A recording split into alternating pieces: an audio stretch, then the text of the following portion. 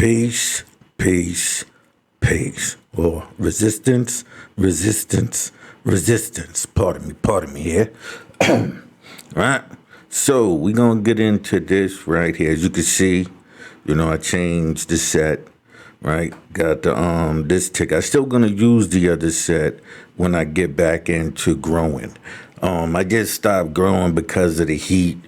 And, I just don't really like having to go through all of the different setups to keep it at a certain temperature.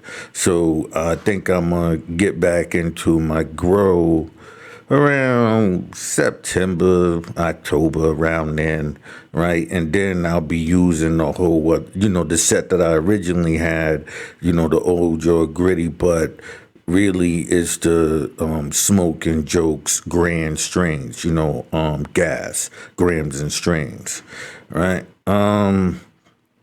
So that's that. Now, as you can see, on the ticker underneath, what we're gonna be dealing with, right? So I'm basically titling this Freemasonry: The Truth About the Beliefs and Practices.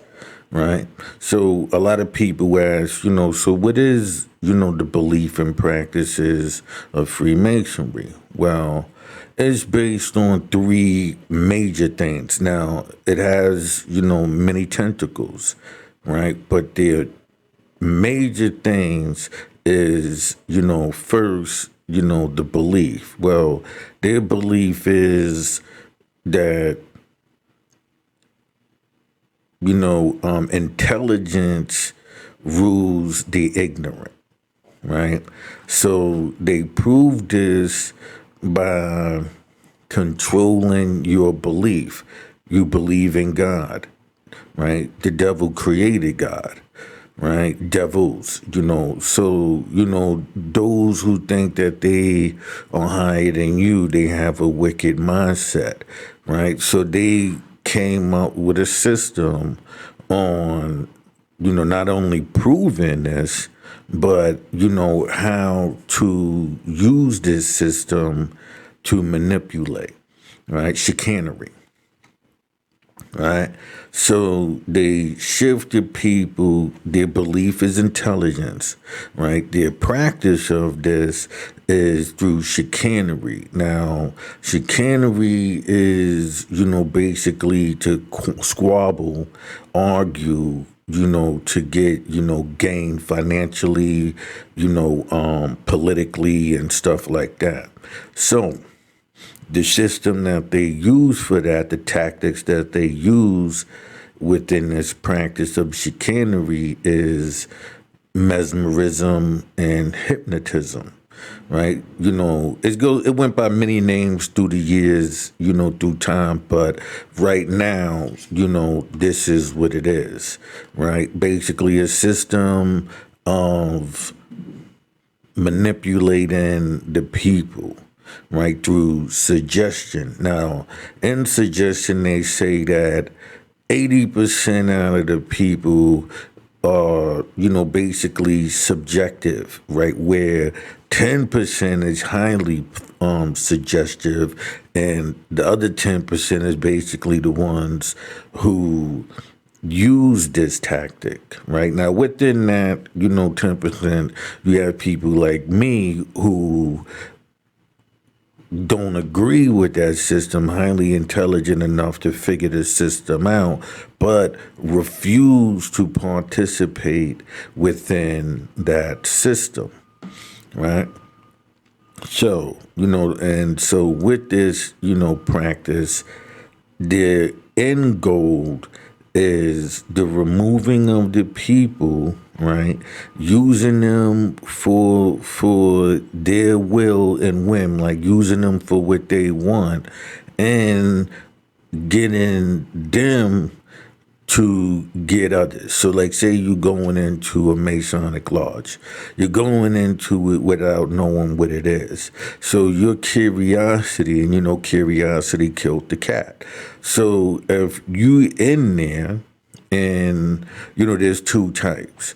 Those who are basically initiate, like, yo, you should come join us. I like what you're thinking and stuff like that, right? And then you have another, which is most, who just would volunteer themselves into something, so they're easily controlled. They're not even on the level of thinking. They didn't even question the system. Me myself, I've never been inside of it, and now I've associated with many organizations of it, right? Because I know that majority of them don't know.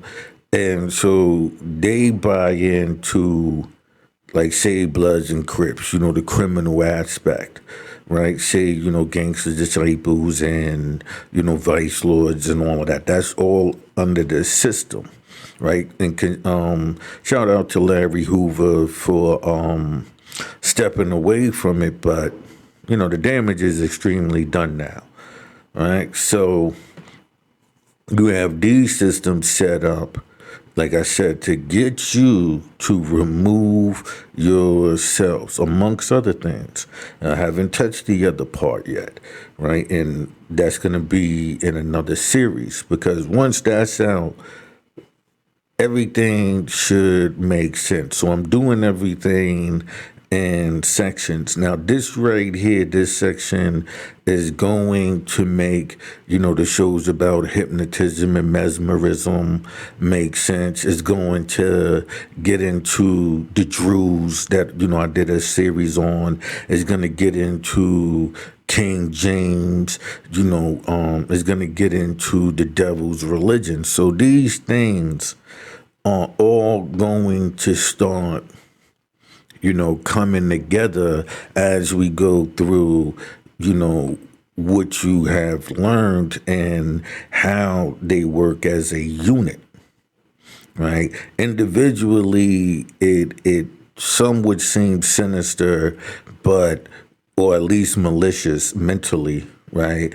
But then it turns sinister when you understand the end game and how it works. You should have, through the hypnotism and mesmerism, caught on, right? Because that's why I did that series. So when I was saying certain things in other series, and I'm like, yo, pay attention to this, it's supposed to link together. So now as I start doing things, I'm going to start, like in this series as well, I'm going to start pulling pieces of that back together with this in order for you to see it like, oh, okay, and now you should have a full understanding, right? So with that, let's get into, this Freemasonry, the truth about the beliefs and practices, right?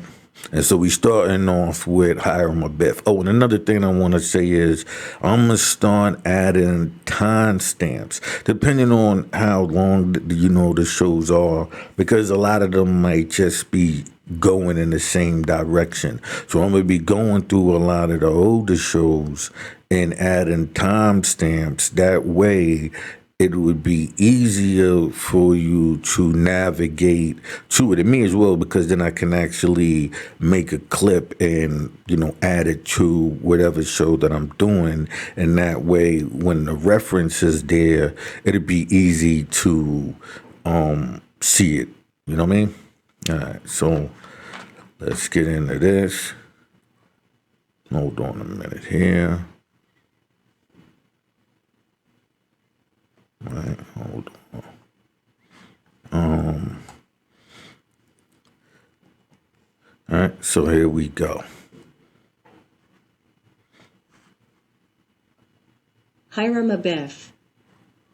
Hiram Abiff, also Hiram Abiff or the widow's son, is the central character of an allegory presented to all candidates during the third degree in Freemasonry. Hiram is presented as the chief architect of King Solomon's temple. He is murdered inside this temple by 3 ruffians, after they failed to obtain from him the master mason's secret passwords. The themes of the allegory are the importance of fidelity and the certainty of death. Now, I have shown you Remember, first, they're using, this is a reference, throughout the Bible, right? So you're using Hiram Abiff. They're using a Bible to show you this person. So while they're using this Bible to show you it, they're taking you from it because now they're using mysticism, like from the Talmud, right? Because then you're going into Solomon's temple. So when you see the show about the Talmud and all of that, you understand that Solomon's temple, the aid of, a demon that was born from his wife, Naamah, right? So as you know, these are all things that you're finding within the Bible. So they're enlightening you on this other system that you was not aware of. So they're actually, while they're doing that, they're taking you from one belief and adding you to another. Here's the thing, though. Right? The widow's son also refers to King James because his mother, was the widower, right? So King James, now that allegory also plays a system of manipulation. But for this sake, it's playing on King James. So he's the widow's son, but he's also, right, the Naamah's child, and this pretense, and this is where you get, Satanism and all of that coming from.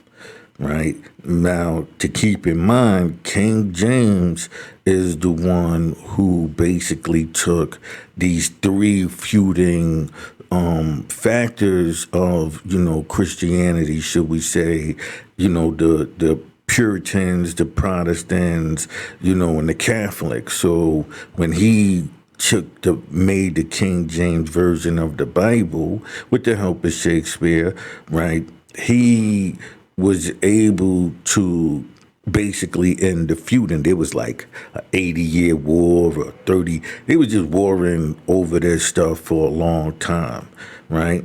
And then you also get into the three kingdoms and all of that, because this is what he inherited. He inherited, the English, the Scots, and the Irish. Right, and so they were all feuding. So this is how, this comes about. The trilogy, the Trinity. Right. So remember, the first Bible that actually came to America was the Puritan Bible. King James version was set up because he was basically shifting everybody from all of that and bringing them under one system, which you see brewing now, Satanism, right? So this is just, when you go, if you listen to what I'm saying and you go check those videos out, you will see clearly what is being said, right? So let's keep going. The Masonic legend of Hiram Abiff. Right. Hold on, let me make this a little bit smaller.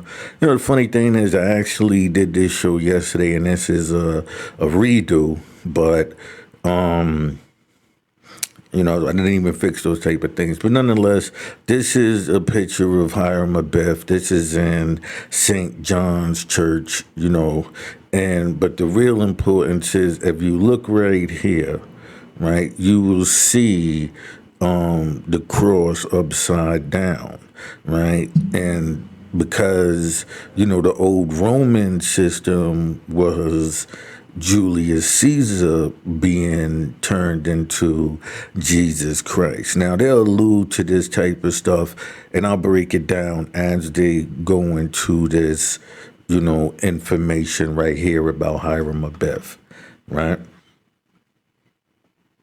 Architect Hiram, St. John's Church, Chester, 1900. Bronze statue by Nicholas Otto Kretsch, Berlin, Germany, 2013. Right. Now I wanted to show this picture as well. Let me bring this a little bit smaller. All right. Now, in this picture again, I told you it's about hypnotism and mesmerism, right? So the watch or whatever, the pendulum rocking back and forth, right? This is the system that is set up. Bronze statue by Nicholas Otto Crutch, Berlin, Germany, 2013. The tale of Hiram Abiff, as passed down in Masonic lodges, underpins the third degree. It starts with his arrival in Jerusalem and his appointment by Solomon as chief architect and master of works at the construction of his temple. As the temple is nearing completion, 3 fellow craft masons from the workforce ambush him as he leaves the building, demanding the secrets of a master mason.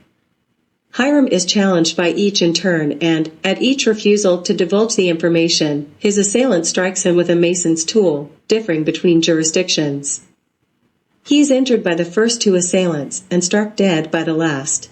Now, the tools are the characteristics of, people. So you have like a chisel and mallet, right? You have a spade. Now, these tools are used to groom you. These people with this style is used to groom you. They have it, so you might have the aggressive, I'm telling you to, brother, right? And so these tools make the shifting of people, right?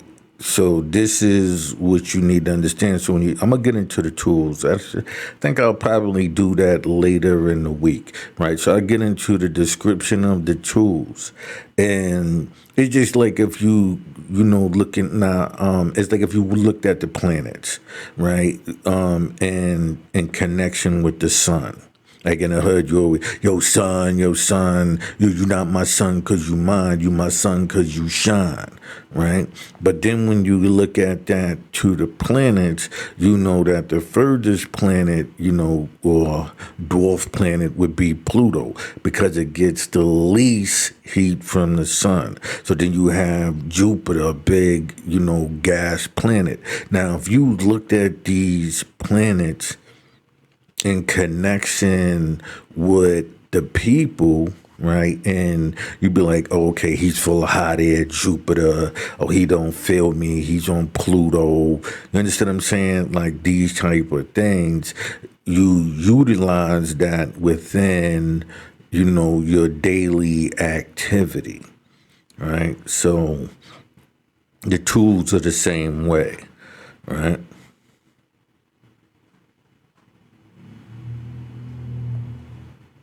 His murderers hide his body under a pile of rubble, returning at night to move the body outside the city, where they bury it in a shallow grave marked with a sprig of acacia. Now, we went into the Druze, so the Levant, right? And so the acacia tree, right? Now, the part about his murderers hide his body in a pile of rubble, returning at night to move the body outside the city, right? That's going to play in another series, the last part, right? I told you. And, it's also dealing with taking the information of something and burying it. Right?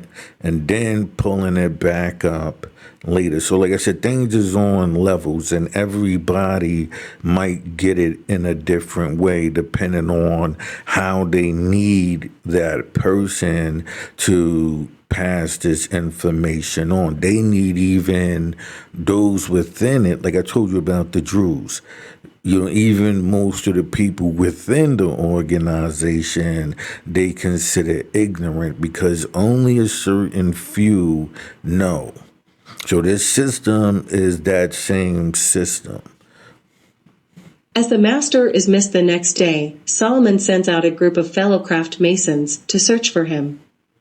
The loose acacia is accidentally discovered, and the body exhumed to be given a decent burial.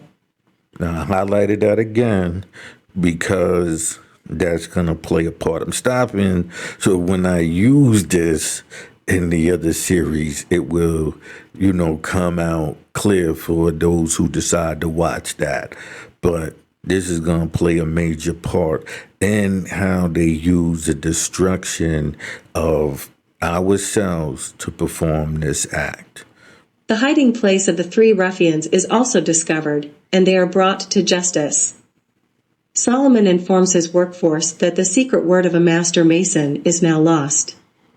He replaces it with a substitute word. This word is considered a secret by Masons, but for hundreds of years various revelations of the word have been made, usually all differing from each other. Right? Now,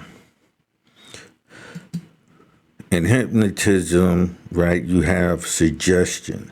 So through, the years, the revelation of this has been made, public. As you see, my ads is still there, right? So, okay,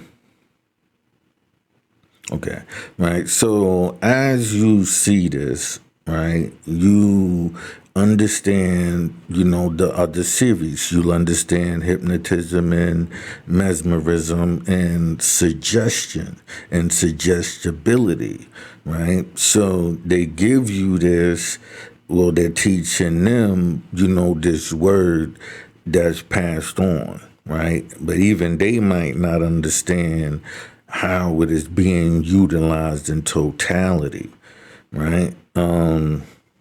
So, so here we go. Let's keep going, right? One such revelation is Machbenic, or decay, apparently based on gestures given and words spoken upon the discovery of Hiram's body. Such is the general legend as related in the Anglo-American jurisdictions. Right, so one such revelation is Machbenic, or decay apparently.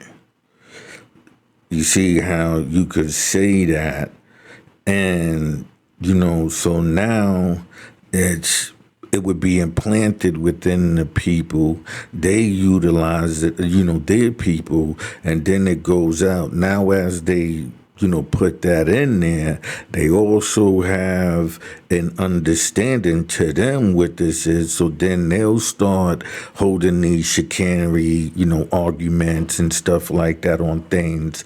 But you would not be aware of the shifting.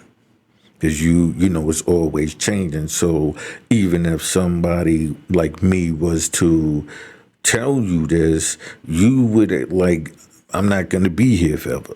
You know what I mean? So you would have to be able to see with your ears, hear it, right? And see from that the tactics that's being used, the people who are in that system, right? So then you have, based on gestures and words spoken upon the discovery of Hiram's body, right? So in this, like I said, you see somebody who's about to be bombarded with this information. So these gestures and these type of things hypnotically has been placed in your head. Remember, you watch TV, you listen to music. So these images and things they believe will put you into this trance. This is why you see certain things happening because of this same system, right? Such is the general legend as related to the Anglo-American jurisdiction, right? In continental Freemasonry, the tale is slightly different. A large number of master masons, not just Hiram, are working on the temple, and the three ruffians are seeking the passwords and signs that will give them a higher wage. So now you have those in the system, the Freemasons, right, who they now want to advance higher in this system. They like, but they are now waking up from one sleep and, keep elevating based on their level of intelligence in order for them now to utilize this system for themselves. How do they, set up one of these organizations and groups for them to be able to now be a controller, and get, more from it. Dr. York and, stuff like that. Right? The result is the same, but this time it is Master Masons who find the body. The secrets are not lost, but Solomon orders them buried under the temple, inscribed on Hiram's grave, and the same substitution is made as a mark of respect. Right, so now, say, the pastors and all of that, they are not, burying it for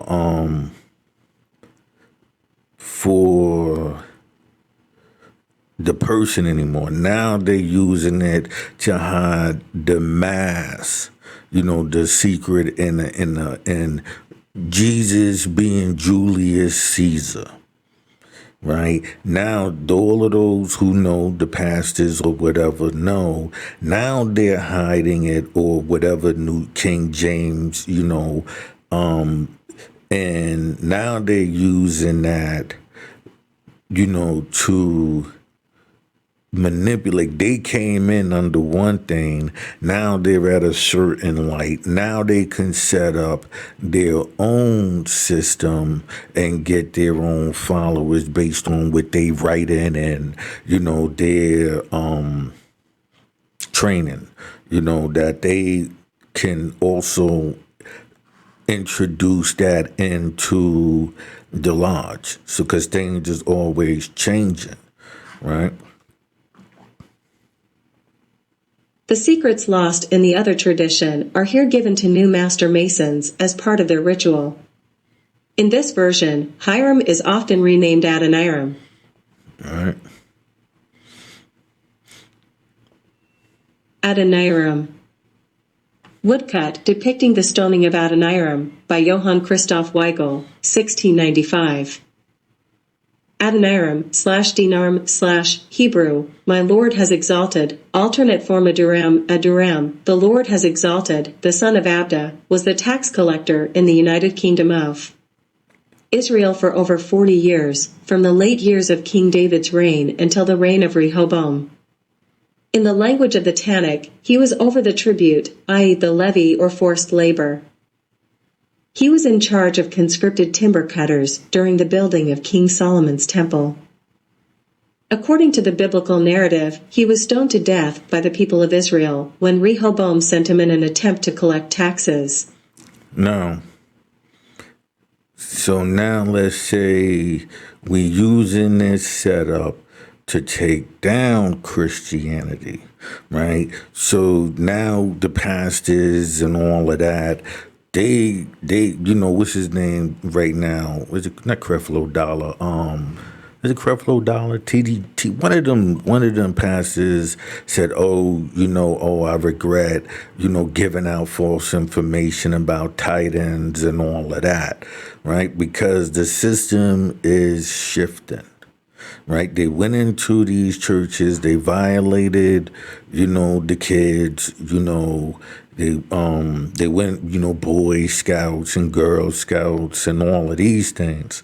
So they was able to, control most of them through the messages and TV. Oh, like you see now, the growing, gay, Hollywood, if you want to make money, you gotta be this. So now, majority of them were trained, even Sandusky and, the kids in the colleges, and you see how many have been corrupted and didn't say nothing for the promise of, even in Hollywood, right? The casting couch, right? And so these things were put into place in order to shift the people to, the pedos and all of that, because it's always to remember how the Greeks got down. We know that, the Greeks are basically behind this, right? So in this case, we think of that, right? And so, if you understand the story of Rehoboam, right, you would know that God was going to take down Solomon because he did not take heed. He was not supposed to deal with foreign wives. He was not supposed to worship, foreign gods. So then when you have, Solomon's temple, or the followers of Solomon, or the followers of Enoch, and, these different Masonic lodges, they, were teaching this magic and all of that. So they are introduced into something foreign. And so then they go out and, present this to the people, right? So, Rehoboam was, basically the split of Judaism, right? And because of the foreigners who were introduced into this system, right? So now he, was stoned to death, after Solomon sent him out, to collect these labors, forced labor. Mental enslavement is real. So, you look at society now and the resistance of, these things. You come to an understanding that you are in a sense into a forced labor. So then they will resist, right? And that's what you're seeing now. These prices elevating on things and people losing. So then they can cause, the confusion. But like they say, out of chaos comes peace, right? So, like it says right here, I highlighted everything in the greens, so, tax collector, King David's reign, right? The levy of forced labor, King Solomon's temple. So I did, the devil's religion. And like I said, we dealt with, the demon, participating, that came from his wife, Naamah, right? Who was a singer, who seduced him with symbols. But then you also know that all four of the siblings was basically music, right? So inside of this story is a system set up on how to tell people how to use it. So Tubal Cain and all of them, brass instruments and this stuff. This system is, hypnotism and mesmerism. So they put it there to enlighten certain people, bring people into the fold, and use that aha of your ignorance while keeping you still ignorant to do these things. That's why you hear DMX, I sold my soul to the devil and the price was cheap, seeing them covered in blood. I forgot somebody else recently did that as well, right? So, we'll be getting into that as well. But I'm just showing you right now how this system is set up. And it's going to keep going. It's going to keep showing you, right? Hiram's in the Bible. And the Bibles. In the Hebrew Bible or Old Testament, there are 3 separate instances of people named Hiram that were involved in the construction of the Temple of Solomon. Hiram, king of the realm of Tyre, today, in the modern nation of Lebanon, is credited in 2 Samuel 5:11 and 1 Kings 5 verses 1 to 10 for having sent building materials and men for the original construction of the temple in Jerusalem. In the Masonic drama, Hiram, king of Tyre, is clearly distinguished from Hiram Abiff.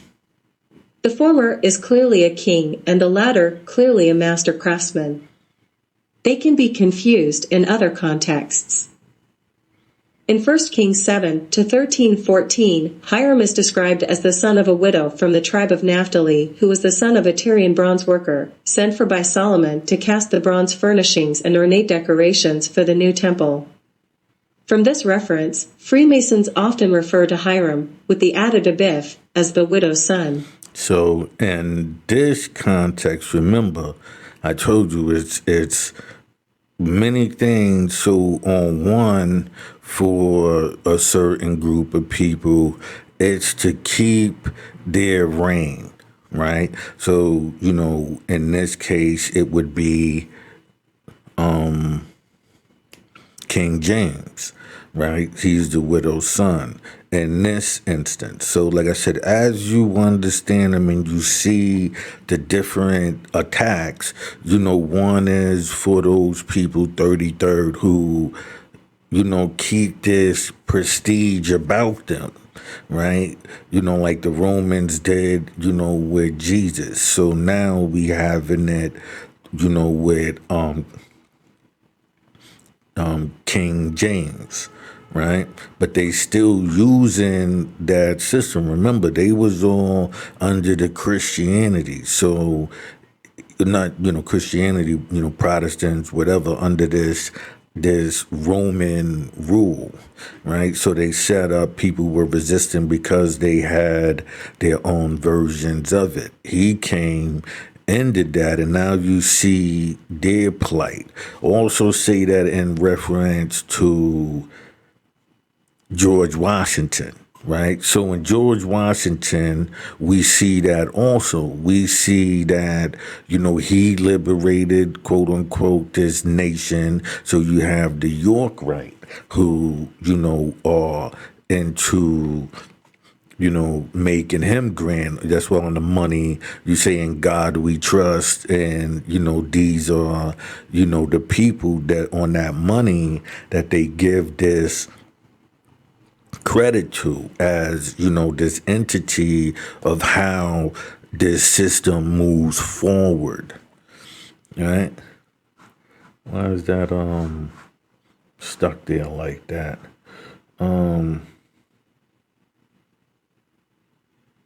Let me, pardon me 1 second.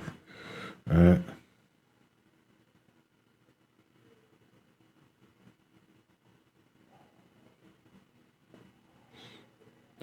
All right. Pardon me. I don't know why that was like that. All right. So then, so we have the widow's son in that description, and we'll be getting, like I said, we will be getting into what that actually means, right? So hold on a minute here, all right? Hiram cast these bronzes in clay ground in the plain of the Jordan between Succos and Zarethan/Zeradatha. 1 Kings 7 verses 46 to 47. 2 Chronicles 2:13-14 relates a formal request from King Solomon of Jerusalem to King Hiram I of Tyre for workers and for materials to build a new temple. King Hiram in Chronicles responds, "And now I have sent a skillful man, endowed with understanding, Abi, the son of a woman of the daughters of Dan, and his father was a man of Tyre, skilled to work in gold and silver, bronze and iron, stone and wood, purple and blue, fine linen and crimson, and to make any engraving, and to accomplish any plan which may be given to him, with your skillful men, and with the skillful men of my lord David your father." The phrase italicized above is translated in the New King James Version. Right, the New King James Version, right? Because, information was given to him. He was the one who they made this, new system about. He's the foundation. He's, Hiram in this case. Solomon would be, those who run that system. If that makes sense. Like you have a system, and because he was wise enough to see it, right, or set this system up in his own, he's the one that they are building this around, even though it'll be other people. It will be the George Washingtons and all of these other people who, if you read the Talmud and you understand, what is it, like the 72 devils and this, that, and the third, you would understand that those are actual people. So they all take upon this essence and add into it. That's how, they move the people. As Huram, my master craftsman. Most translations of this passage take the Abda in ABI as the construct state of Abba, here translated as master. Older translations preferred to translate Abda as father. The common translation of the I suffix is my, giving the problematic reading that Hiram was sending his own father, also called Hiram. This is found in the Vulgate, the Douay Rheims Bible, and in Wycliffe's Bible.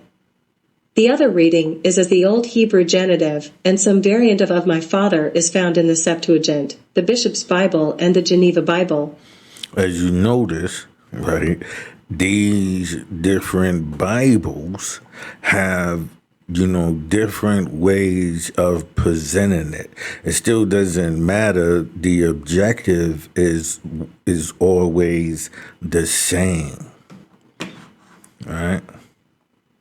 In his 1723 Constitutions, James Anderson announced that many problems with this text would be solved by reading ABI as the second part of a proper name, which he rendered as Hiram Abiff, agreeing with the translations of Martin Luther and Miles Coverdale's reading of 2 Chronicles 4 verse 16. Other accounts of a biblical Hiram. Flavius Josephus in his Antiquities of the Jews, chapter 8 hours 76 minutes, refers to Hiram as to Epsilon Kainu Toeda, artificer, craftsman. Now Solomon sent for an artificer out of Tyre, whose name was Hiram. He was by birth of the tribe of Naphtali, on his mother's side, for she was of that tribe, but his father was Uar, of the stock of the Israelites. Right, so, the Babylonians are of Ur. Right, that's when you have Gilgamesh, and how Gilgamesh was used and turned into a god. Or, the title God really comes from, the Babylonians, right? So then he, there's like, say in this instance, that would be Shakespeare, this whole section right here. Other accounts of biblical Hiram, right? So say, the refers to Hiram as an artificer, craftsman, right? Now Solomon sent for the artificer out of Tyre, right, whose name was Hiram. He was by birth in the tribe of Nephilim, right? So what I'm saying inside of this, in his mother, on his mother's side, for she was of that tribe. So, from, like we said, the woman, Naamah, who gave birth to this demon. So those on this side will give, or designed this, I'm just looking right here, seeing if my audio is coming in good, right? So we have the chicanery, those who put out this, this information. So we know the widow's son, is King James' mother, right? So the witchcraft and all of that, and the witchcraft, the witch hunts and all of those stuffs were based on these people who were found out to be able, who are basically facilitating this system, right? And so, this is how you get the manipulation, right? Through, like I said, these groups over here who mastered how to talk you in circles, get all caught up, and those type of things, right? So, like I said, on this, just look at on the most major level would be the craftsmen, those who scribe this. And so I'm referring to people like Shakespeare, and others. That's why they make the reference to Macbeth and all of those type of things, because of these peoples in those time who utilized it and set it up for you to be where you at today mentally, right?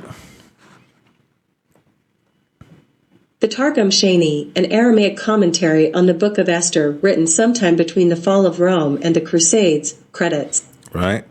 So now, as you see, written sometime between the fall of Rome and the Crusades. And this is the Book of Esther. So now, we know when you inside, the lodges, and you got like the Eastern Stars, they read about Ruth, Esther, and all of these people. So their teachings is one thing, right? But then you have this grand teaching, through Freemasonry. But remember, the fall of Rome and the Crusades, two things that went out and dictated basically Christianity, or the Catholic Church as we know, today. Credits Hiram with the construction of the miraculous throne of Solomon, right? In which Esther's time is being used by descendants of Cyrus the Great. So they telling you right inside there that these people, right, are basically the ones who was facilitating the teachings, like to install it within the people. Hiram with the construction of a miraculous throne for Solomon, which in Esther's time is being used by the descendants of Cyrus the Great. The most elaborate version of the legend occurs in Gerard de Nerval's 1851 account, Voyage en Orient, where he relates the tale, inserting all the Masonic passwords, as part of the story of Bacchis, the Queen of the Morning, and Solomon, Prince of the Genii. Right. So we got Lucifer, son of the morning, right? And so we know Balkis, right? The queen of the morning, Venus, star. So we understand, that, right? Then it's in, Solomon, right? Prince of the genie, right? So, we understand from, King Solomon, from Naamah, you get, her son, from Mary one, right, which is King James' mother, we get King James, right? And, I'm going to do a whole show just on Mary, but I wanted Mary one, right? But I wanted to get this type of stuff out, and you got Bloody Mary and all of that. So I wanted to get this stuff out in order for when I do those things, it would be clear. You know what I'm saying? It would be clear. It would, hold on. I thought I had more water around here. So it would be clear, right, of these things. As you take yourself out of belief and you put yourself into, the manipulator, studying the manipulator, you would be able to see this, right, and the facilitators of your mind. This is an elaboration of the second version above, where the master craftsman is named Adoniram. Before his death, he undergoes mystical adventures as his tale is interwoven with that of Solomon and Bacchis, the Queen of Sheba. The ruffians who kill him are under the... Right? So it says, he undergoes mystical adventures, right? As his tale, is interwoven in with that of Solomon and Balkis, right? The Queen of Sheba. So as you see, they're taking this story and they using these people, to intertwine with it. But the mystical adventures. So the making somebody larger than life because of these strange things that you were not aware of, because most are dreamers and fantasizers. You know what I'm saying? instruction of Solomon himself. Right, so it says what? The ruffians who kill him are under the instructions of Solomon himself. So as you see this, that King James sent out, this order to take down, the Catholic Church. That's why you'll hear in that time, the letter J didn't exist, right? Because they set up a system of and then you spread it to the people. But what you were really doing is help set up a whole new system. While you're putting out that information, you were actually aiding and abetting with the new brainwash. De Nerval relates the story as having been told in an Eastern coffee house over a 2-week period. So when we think about the Druze, right, and we know that they would have these meetings and eat the Illuminati. Would you say the Bohemian Grove, when you have these people and they sit in these conferences and they dictate, so they giving out this story.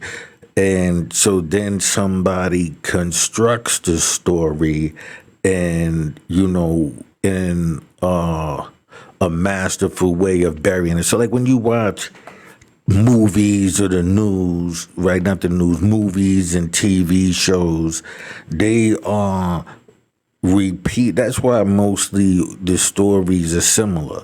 Like the plot and the scheme is similar. So those who can craft it, say, George Lucas and these type of people, they can redesign the story.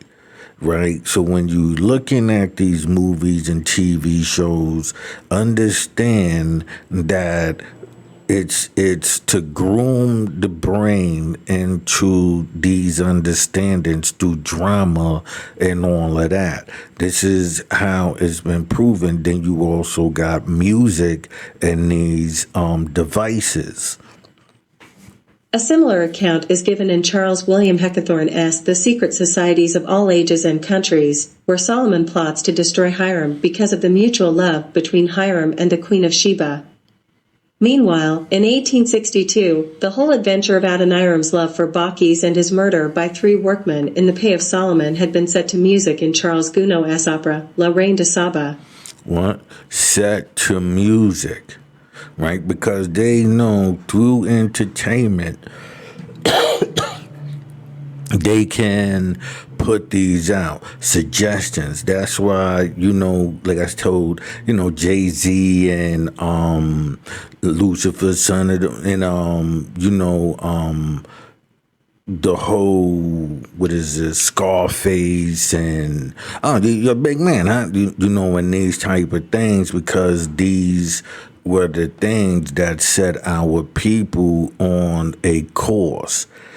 To me, I always tell people I never liked Scarface. You know what I mean? So I guess, I never went out there with the idea of trying to get rich off it. And I've helped people, get connects and those type of things, and but I never utilized it for me to be in that position, because I knew it was always a setup. Not that I couldn't wind up in jail anyway, and I did. But the point is, those were not, my agendas. You know what I mean? Because I already knew what the agenda was, what was being set out upon the people. So then we're going to go into other theories, right? Other theories. There have been many proposals for the origin of the Masonic Hiram Abiff story, which are dismissed by most Masonic scholars. However, the leading theory, supported by many scholars of historical Freemasonry, is advanced in the recent work of Bro. Christopher Powell, who in 2021 published a paper in QCCC that the Reverend Dr. John Theophilus Desaguliers is the likely author of the Hiram Abiff story in the early 1720s, and it was he who introduced it into the third degree. In his research, Bro. Powell notes how Desaguliers also introduced the lost word aspect of the Royal Arch degree, which he likely read in a book he owned titled The Temple of Solomon, portrayed by ScottishRite. If the word was to be found, it would need to be first lost, hence the Hiram Abiff story. All right, so in order to, enlighten somebody, first the understanding of it would have to get lost, right? So even if the in the design of Luciferianism and all of that, this information is there. It will be buried for the people. It will be buried from them, and then somebody say 100 years, 200, whatever 2,000 years, 1,000 years, whatever the case, I believe is 1,000, right? So, for this 1,000 years, right, the people will be guided by this system. But inside of it, what I'm saying is there, but it will be put in a way to make them go, aha, while at the same time introducing them to another system. This is why you can only become a Freemason if you believe in a God, because how are they gonna you, right? If so now you got spirituality and these type of things, because they are shifting the people for for 1,000 year later aha moment. The enlighteners, those who hold the information, who's constantly passed down to them. But then they are setting up a system even for that to be taken down, because it really doesn't matter. The end game is control of this.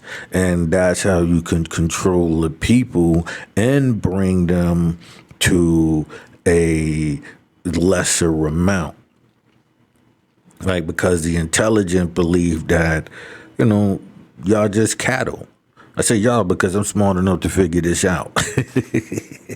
Right? So y'all just cattle. That's why you see the things that you see. They can dictate the food. They can put you in a stressful situation. the roof over your head, these type of things. So when they want you to engage into the next crisis, like you see the Russia, you see America and China, you see these things. So now your desperation and your come. So now you be willing to go hard body and that system, the whole how do you say it, warmonger, this pride in yours, because you're used to certain things. That's why they made this a consume at the at a certain time. This was all consumer based. And remember when I told you, out of, China basically is where they say the rule is gonna come from. You'll see as we go on, right? According to Powell, de Saguiers, as a Frenchman living in England, would have known the Chanson de Geste legend, explored below, and used it as a base for the legend of Hiram Abiff. However, instead of being used as a ritual since the 12th century, Powell argues that de Saguiers used this existing myth to create a central story for the newly created third degree, of which there is no evidence whatsoever for before 1720. So, like I said, as they go on, they keep adding. So they'll use these information, revamp it, right? And this is how they added to the lodge. So it tells you, originally it was the first three, but inside of the first three, which is the Master Mason, right? Inside of that, they say, no, it alludes to the Royal Arts degree, which would be these next, 4 degrees, past master and all of that stuff. Because inside of this, like I said, with the tax collector and those things, when they put these passwords in there, it's making reference to another part of history. So if you study that history, you will get to where I'm at. That's how I learned this, just studying, what they were saying. And then from that, your personal aha about them comes about. You know what I mean? But it doesn't come from them. It comes from me studying them, not letting them dictate the information that I took inside of me. I just took what they said and studied up on it. Like Mahabone. Right, and I wound up getting the book. There was a book, Mahabone, the Master's Carpet. So inside of that, it wouldn't necessarily tell you anything, but as you read it and you learn about suggestion, you understand what the book is. You understand what I'm saying? And so from that, and this is, like I said, I learned about that book, pardon me, over 20 years. So way over 20 years, like 30 years, let's say. I learned about that. Purchased the book, cost me a pretty penny. You know what I mean? So anything that I'm like, if you see me doing this part right here, this is just me finding a simpler way, to get the information out. But back in those days, you had to really, be on your grind, and I wasn't with people interrupting that. So always been difficult to be around. I know for myself, I'm difficult due to the fact that I know the bullshit and I know distraction. So I didn't want people to distract me from getting to the truth. Why? Because whether you might think, if I told you these criminal activities, selling drugs and robbery and, those things, it brought me to the truth. I had to be like my first time understanding this. I was given books, like 2 books on it, right? And so in that, it's the tester of intelligence, because it was, stamps in there. Oh, you can go to here, this is where the book was from. So then I went there. It was like the Wedge building and downtown Manhattan. So like I said, this is when I was a young kid, right? And I just seen that, so I went inside there. I believe it was on the 8th floor or whatever, and just went in there and purchased books, not knowing that was all. At that time, I did not know that was by design. Right. But what I've learned was, understanding why Chicago was in such a chaos, because those groups are set up under, those gangs and stuff are set up under that. Even, like I said, California, those groups are set up under that system. That's why now you got like Woo and Chew, I believe, in New York and all of that, because it's taking away the old system and introducing the youth who is also taught, now don't listen to the elders.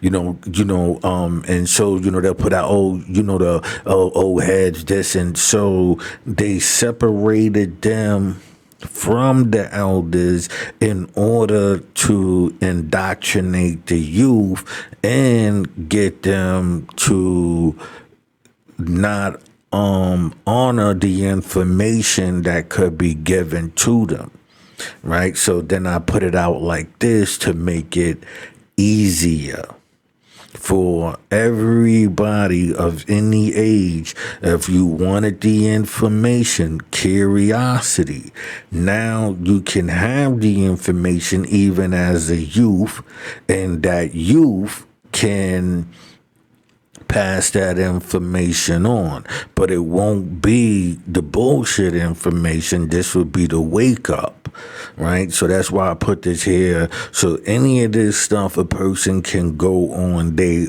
own, take these titles and stuff and look it up. See if this is controlled information, meaning that it's coming from one source at this time, or is this universal information? Universal information will get you to the truth. One source, 2 sources, and they all connected with each other will present the lie. And then after a while, the lie becomes the truth. So you want to check like how they did right here, right? Where it says, hold on, right? 1720, where it says, in which there is no evidence whatsoever before 1720. So that means, right, you have a date, so you can see when it brewed, you can see, those things. So you can also do that, on the internet, type in, I'm talking about like social media and stuff, and you can type in certain things people say, and you can go right to where, these originate. Like say you on Facebook, and, pineal gland such and such. You can see from this when this information was starting to circulate. Believe it or not, I'm just using pineal gland. I never looked it up. I already, understood that science. But this is why. That's why you don't see me doing shows on aliens, mystical stuff like that. Like me, I'm going to reveal that. I'm not gonna stand there and offer that. I'm not gonna offer that. That's not, what I'm about. I'm not here to help, put you asleep. You know what I mean? Second Enra Tau 2. Lomas and Knight claim the wounds of Sequenra Tau 2 make him a match for Hiram Abiff. Right now, the people that they talking about here, Robert Lomas and Christopher Knight, they, like back in the days, I believe these are the two who came out with a book called The Hiram Keys. Or Hiram Key, whatever. It was like a black book, and it had like the, you know, the symbol, and it had like the cross in it and all of that. Like I said, I've been reading up and studying this stuff for a long time, but they did use, you know, this same picture within, you know, that book. So you know that these are the facilitators, you know, the craftsmen of this right here. According to authors Robert Lomas and Christopher Knight, the prototype for Hiram Abiff was the Egyptian king Second Enra Tau II, who, they claim, died in an almost identical manner. This idea is dismissed by most Masonic scholars. Tulman al-Misri. In his book The Sufis, the Afghan scholar Idris Shah suggested that Tulman al-Misri might have been the origin of the character Hiram Abiff in the Masonic Master Mason ritual. The link, he believes, was through the Sufi sect Al-Banna, the builders, who... Right.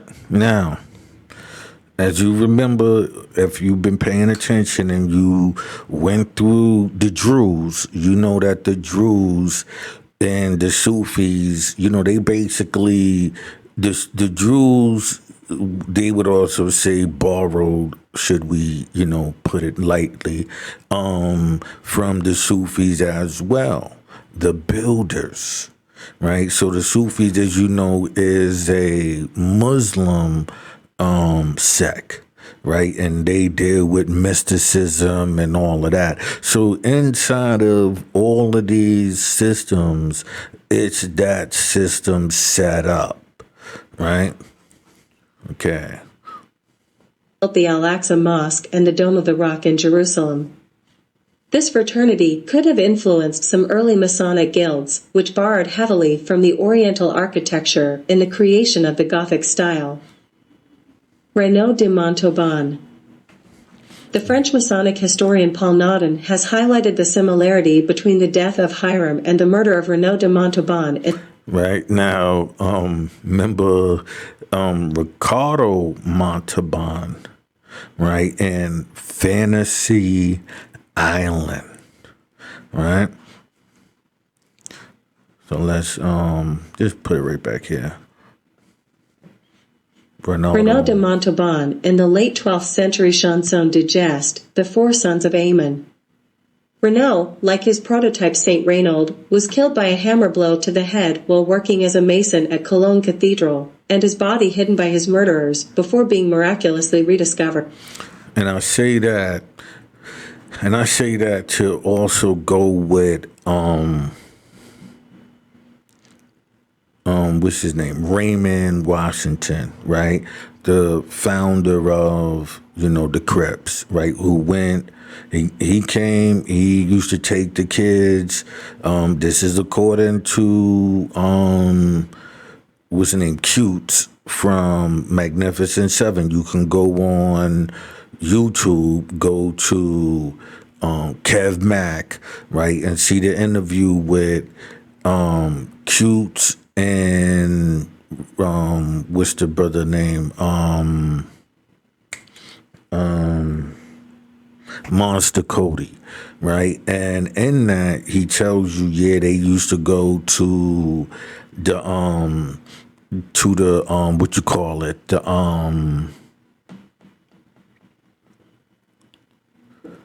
to the Greek fraternity house. I believe it was the Alphas, right? They used to go to the Alpha house.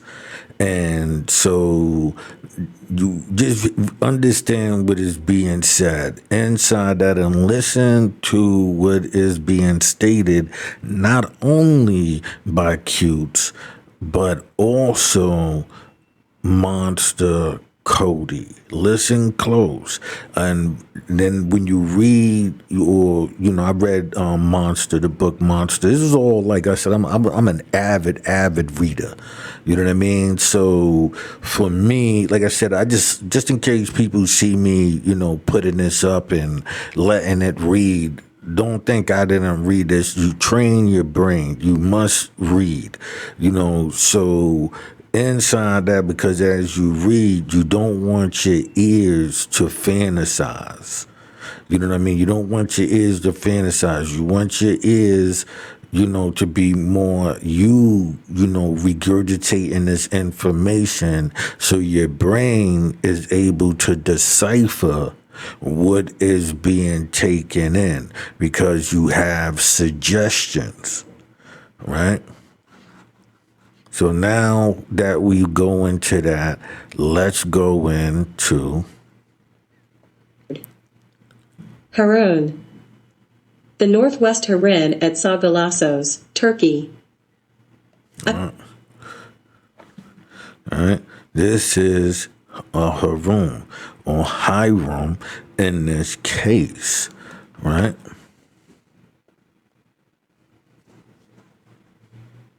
Haran or Harun, plural Haroa, /Hiro.n/ Ancient Greek, Romikron New, Romanized, Heroian, PL. Roalpha, Heroia. Right? And remember, the word becomes lost. It becomes lost. So now I'm helping you find the word Hiram, and I'm helping you find the word that was lost before you get lost. So you won't be lost. I'm giving you the lost word. So somebody can't come to you and act like, they giving you something and putting you into this new system. I'm not wearing funny hats and, funny costumes and all of that stuff. There's nothing obligated for this. This is free. I don't even have a Patreon. I'm gonna set one up though. I would like to get some money, but I'm not really. That's not what I live for. You know what I mean? Because this is not a cult. This is information. So if you find the information valuable, I tell you what, go to, some Junkies apparel, and purchase a shirt or a coffee cup or something. And, that way you walk away with something. And you can also, say, hey, I've been listening to this dude and yada, yada, yada. I'll be doing live shows when I can get a audience. You know what I mean? So, and for that, all you got to do is say, hey, I would like you to do a live show. I would like to converse with you. And I'll be able to do that with you because, like I said, I'm changing over another format that I have, but it's, that's really going to be for, growing of weed and joking and laughing. Like, you see, I'm real serious on this, but this ain't my whole life. You know what I'm saying? So, I'm a natural born asshole. So, you know what I mean? And that's how come I'm doing this, because, and a natural born asshole doesn't mean cruel or mean. It just means that I'm going to say it, you know what I mean, without the concern of that, the feelings of somebody else, because you ain't considering my feelings by lying to me. That's how I feel. You ain't considering me by insulting my intelligence. You know what I mean? By offering that. And you are insulting my intelligence and my morale if you think that I could be offered information and I would utilize it to manipulate the people. I'm a revolutionist. So for me, I do not agree with that understanding, that approach to stuff. I don't understand how people do that, right? Also Latinized as Hiram, is a shrine dedicated to an ancient Greek or Roman hero and used for the commemoration or cult worship of the hero. They were often erected over his or her supposed tomb or cenotaph. Description: the Romans and the Greeks practiced an extensive and widespread cult of heroes. Greek hero cult. Ruins of a hero shrine or harem at Sagalassos, Turkey. Hold on a minute. Wait, is that? Oh yeah, my fault. Yeah, we good. That's just a small version. All right. So this is, the Harun again. Now they're gonna give you the breakdown of it. So from this, I gave you the Vatican's dirty little secret, Julius Caesar's Jesus Christ. So remember, these are the Greeks who supposedly, this is where the Jews were, right? So then we understand and we start getting into this science. Right? Let's go. Hero cults were one of the most distinctive features of ancient Greek religion. In Homeric Greek, hero, Romega, HRS, refers to the mortal offspring of a human and a god. By the historical period, however, the word came to mean specifically a dead man, venerated, and propitiated at his tomb or at a designated shrine, because his fame during life or his unusual manner of death gave him power to support and protect the living. A hero was more than human but less than a god, and various kinds of supernatural figures came to be assimilated to the class of heroes. The distinction between a hero and a god was less than certain, especially in the case of Heracles, the most prominent, but atypical hero. The grand ruins and tumuli, large burial mounds, remaining from the Bronze Age, gave the pre-literate Greeks of the 10th and 9th centuries BC a sense of a once grand and now vanished age. They reflected this in the oral epic tradition, which would become famous by way of works such as the Iliad and the Odyssey. Copious renewed offerings begin to be represented, after a hiatus, at sites like Lefkandi, even though the names of the grandly buried dead were hardly remembered. Stories began to be told to individuate the persons who were now believed to be buried in these old and imposing sites, observes Robin Lane Fox. In other words, this is a clear-cut example of an origin story for heroes and what they meant to the ancient Greeks. All right, so the Greeks, like the Babylonians, right, who got this information from the Jews, right, basically understood, they figured out, wait a minute, so basically your God, remember they all from that area, the Mesopotamia and all of that, right? So they're like, yo, your God is really just a hero. That's why when you read in the Bible and you see them bringing out the calf, the gold calf and the Ashtar staff and, the Baal worship and all of that, you understand that what they were doing was paying, like, even if you read the Epic of Gilgamesh, right, you understand that they were paying homage to, those heroes, right? When you see the Egyptian gods, you understand that they were symbolizations of what was around them. The hippo, all of the destructive ones were the animals that you were not supposed to go around because you ain't got a shot to win, right? Then you have, the domesticated, like the falcon, the hawk, these were the things that helped them to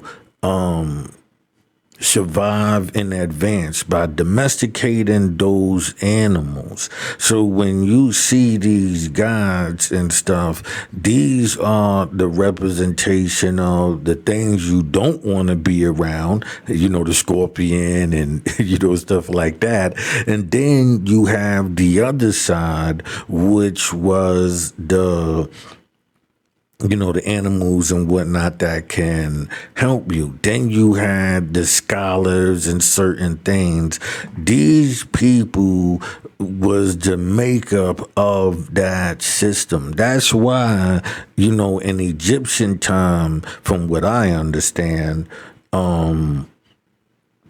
the magic was more powerful than the gods.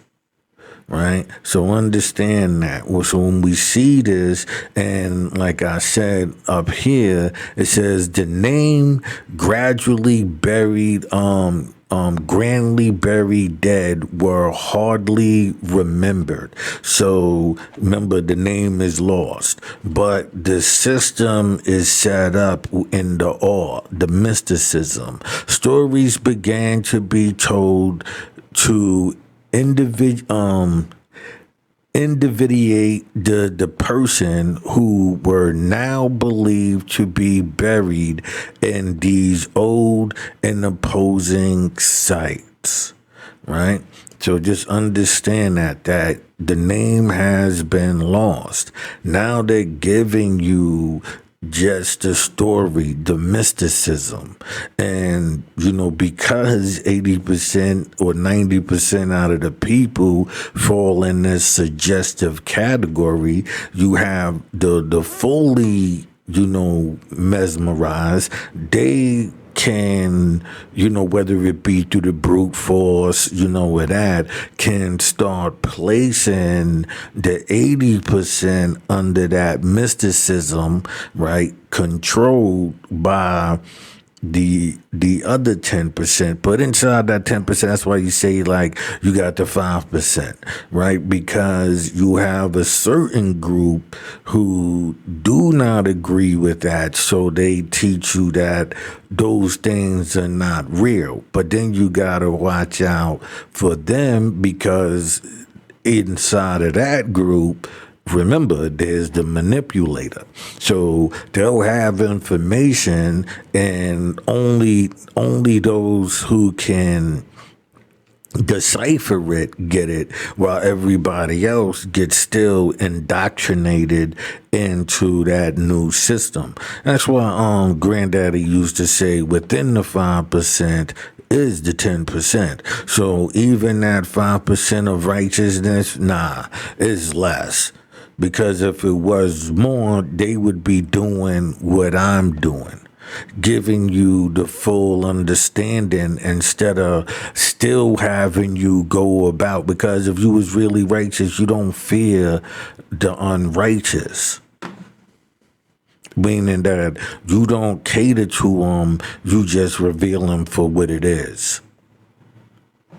Heroes played a central role in the life of a polis, giving the city a shared focus for its identity. The cult typically centered on the Heron, in which the hero's bones were usually believed to be contained. In a sense, the hero was considered still to be alive. He was offered meals and was imagined to be sharing feasts. Now we think about spirituality, right? And talking to the universe and praying and all of that, right? And pouring out a little liquor and these type of things. But also keep in mind, right, that skull and bones, and they drinking out the skull of Geronimo, right, and desecrating him, and going into Iraq and violating that system over there and stealing their books and all of that. Because this ain't you got to pay attention to what's really taking place when it comes to Iraq and them going into them libraries. His allegiance was seen as vitally important to the continued well-being of the city. This led to struggles between Greek cities for control of heroic remains. Greek literature records how Cimon of Athens avenged the death of the legendary hero Theseus in 469 BC, finding a set of bones allegedly belonging to the hero and returning with them in triumph to Athens. Similarly, Herodotus records in his histories that the Spartans raided the Heron of the city of Tegea, stealing the bones of Orestes. This was regarded as changing the hero's allegiance from Tegea to Sparta, ensuring that the Spartans could defeat the Tegeans as foretold by the Oracle of Delphi. For an analogous practice in ancient Rome, see Avocatio.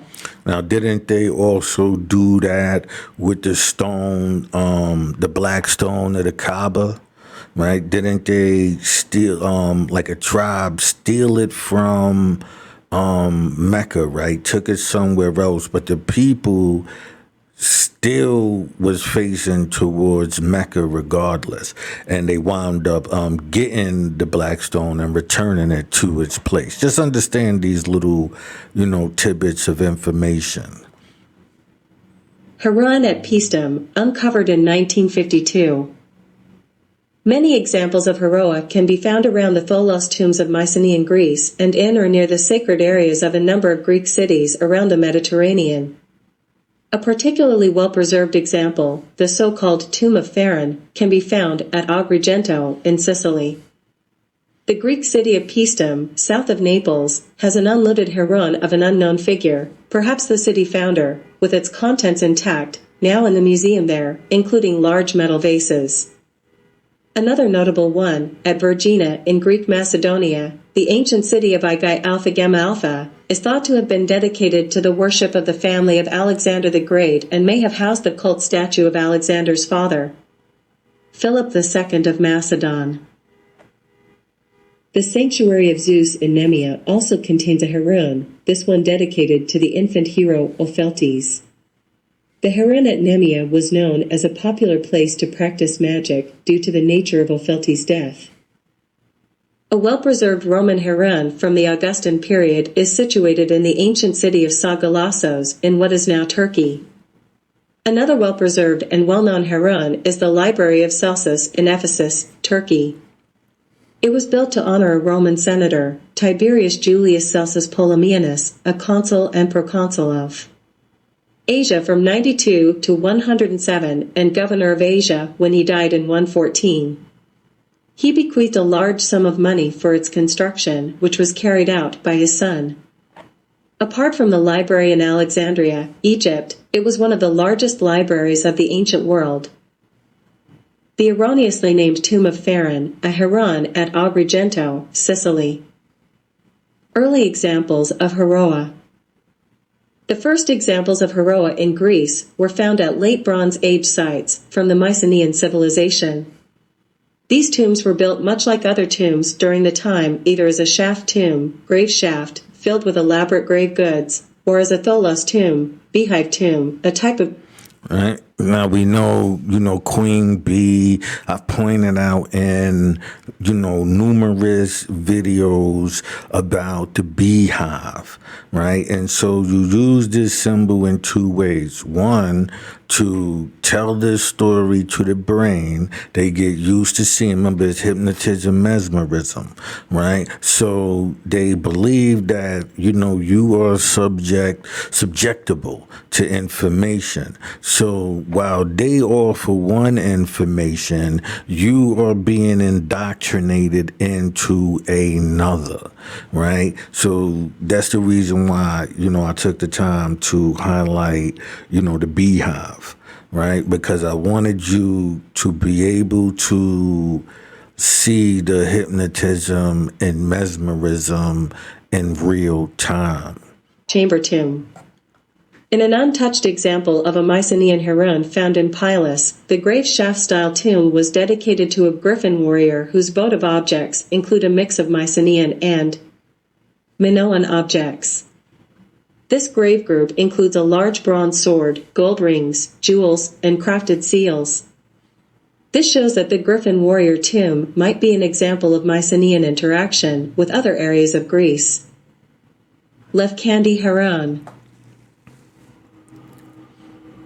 The tradition of building tombs to honor heroes continued from Mycenae into other areas of Greece. This can be seen by the heron found at Lefkandi in Euboea. This site dates to around 950 BC during the Iron Age. This site differs from earlier sites, as it was built in an apsidal style. This means that one end of the tomb was shaped like a half circle. In addition, the site is much larger than previous tombs, as it reaches up to 50 meters long. The inside of this heron contains 2 human remains, which have been cremated and placed in bronze amphoras. One of these remains is the hero himself, who can be identified by the hunting scene found on his amphora, as well as the many swords that were left by his tomb as grave gifts. The other set of human remains at this site is believed to be the hero's wife, who possibly was slaughtered with him when the hero died. Olympian Heron. This idea of using a Tholos tomb for Heroa continued in Greece even into the Classical Age. This is illustrated by a heron found at the Panhellenic sanctuary of Olympia. This tomb, which was established around 450 BC, follows the typical Tholos tomb structure with a large dome with several other rooms flanking the tomb to provide the building with a square shape. Within the tomb, there is a large earthen mound that held the ashes of the cremated hero. This tomb is likely to have been erected for an important figure that was known across Greece, as it was located at a Panhellenic sanctuary rather than in the astu of a particular polis. This heron also shows the wide variety of architectural styles used on Heroa depending on time period and geography, as it differs considerably from the Heroa found at Lefkandi and Akragas. Heroa in the colonies. Heroa were common not only on the Greek mainland, but also in the colonies. This can be seen at the Heron of Akragas on the south coast of Italy. This Heron, known as the Oratory of Phalaris, was much more similar to classical architecture, with the building being prostyle, tetrastyle, and having columns in the Ionic order and both triglyphs and metopes, as in the Doric style. The building was constructed in 1st century BC and is surrounded by many other Greek temples. It was used as a church for a time after the end of the Greek and Roman periods. Association with hero cults. Heroa sites were often linked to hero cults due to the variety of different uses for hero cults that they provided. They acted as places of worship, where cult followers could leave grave goods and other worship offerings, and were used as locations where feasts could be held to honor the hero and remember the hero's great feats. So let me stop here, right? Remember, you have, King Solomon, you have Enoch, you have David, you have all of these different lodges, right? These cults within Freemasonry. So these cults, they have their meeting days, and this is just basically what they have them doing. Heroic sites were often linked to hero cults. Due to the variety of different uses for hero cults that they provided, right? They acted as a place of worship. Their cult followers could leave grave goods and other worship offerings and were used as locations where feasts could be held and to honor the heroes and remember the heroes' great feats, right? And so we think about the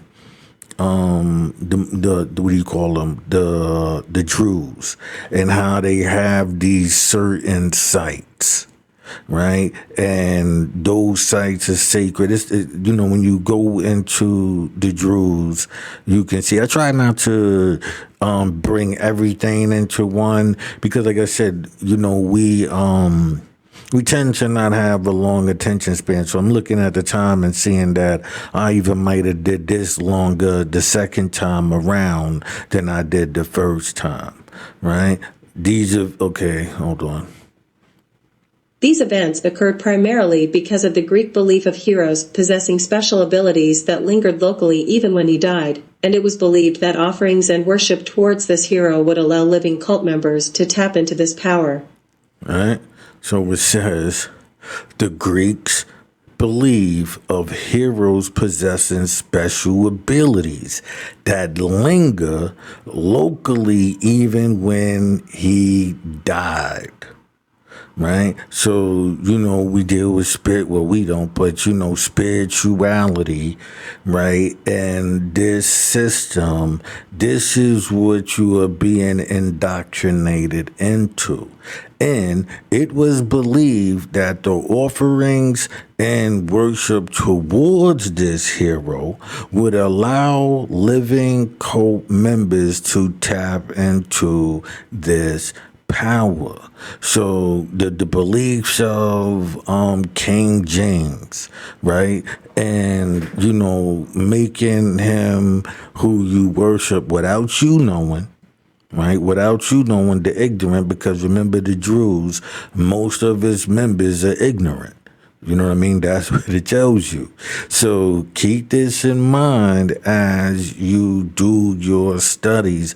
My advice to you, study the Greeks. Study the Greeks, but not in the way that the school likes to study you, right? Learn the history of how they lived, and it will show. Remember, they went into Egypt and took. They went into Babylon and took. They took this information and turned around and gave it to you. Black people, we need a hero. We need to stop holding on to, this. We need our Moses to liberate us. So instead of everybody going for self, if I'm only supporting those who are about the liberation. Once you start promoting this feminine, female God, all of that stuff, I walk away from you. Unless the female God is going to tell you it's time for liberation. So I'm not for an individual, but I do not close off the possibility of one being born. We just have so much chaos within our community based on the last part of their plan, like I said, which would be using us to eliminate us, having Juneteenth, giving them the honor, going even with, I would give, the credit to, people like Prince Johnson, Fidel Castro, Che Guevara's, the brother out in La Fontaine out in Haiti, and all of these people, and building our system. The one people I can honestly say I could see making this is Haile Selassie, with Ethiopia. So with these, like, I no longer, could I understand the thing about Haile Selassie. So, I always respected the Rastafaris, you know what I mean? So in these, but I no longer, cater to certain things, because even that seems to have been hot. Oh, no, it's not dreadlocks. Yeah, it's dread. Keep them afraid of you. You understand what I'm saying? No, this is not locks or Goldilocks and none of that nonsense. It's dreadlocks, right? So with that, I'm going to say peace, resistance, resistance, resistance. We out of here.